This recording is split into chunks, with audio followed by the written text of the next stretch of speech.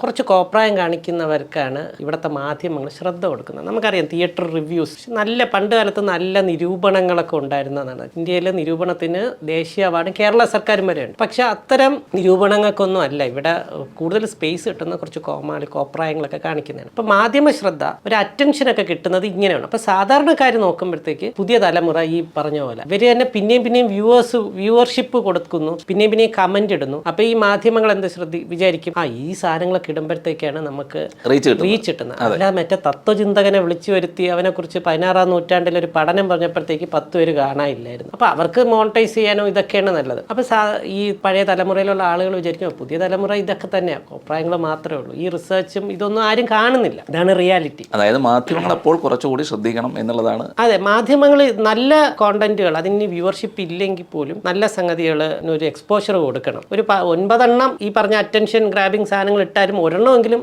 നല്ല സ്റ്റഡീസും അല്ലെങ്കിൽ ആരെങ്കിലും പുതിയ ചെറുപ്പക്കാർ, കാരണം എനിക്ക് തന്നെ അറിയാവുന്നവരുണ്ട്, അവരെന്തെങ്കിലും ഫണ്ടിങ്ങിനൊക്കെ ആണെങ്കിൽ അവരുടെ കഷ്ടപ്പാട് ആരും അറിയുന്നില്ല. 2-3 ഇൻഡസ്ട്രിയലിസ്റ്റുകൾ അറിഞ്ഞിരുന്നെങ്കിൽ കുറച്ച് ഫണ്ടിങ് വരുമായിരുന്നു. പക്ഷെ അവർ ഈ മാധ്യമ സ്ഥാപനങ്ങളെല്ലാം ചെന്നിട്ട് എൻ്റെ ഒന്ന് വാർത്ത ഇടുമോ, ഞാൻ ഇങ്ങനെ ഒരു സംഗതി അവരാരും ഇടില്ല. പക്ഷെ ഇതേ കക്ഷി റോഡിൽ ഇറങ്ങി തുണിയില 2 ഡാൻസ് കളിച്ച് അങ്ങനെ റീൽ ഇട്ടിരുന്നെങ്കിൽ ഇത് വിവാദമായി, നാട്ടുകാരുടെ പൊങ്കാല, സൈബർ ബുള്ളിങ് എന്നൊക്കെ പറഞ്ഞുകൊണ്ട് വാർത്തകൾ വരും. ഇതാണ് ഒരവസ്ഥ.